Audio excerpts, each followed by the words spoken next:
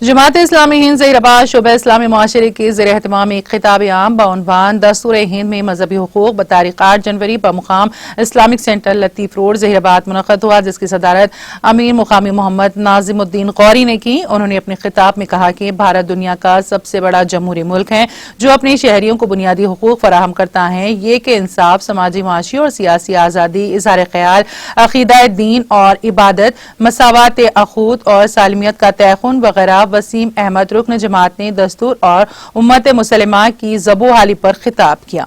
मोहम्मद अब्दुल समी एडवोकेट ने आर्टिकल 27 और 28 और बिरादर अरबाज खान ने आर्टिकल 25 और 26 जो अक़लियतों से मुतालिक है खिताब किया।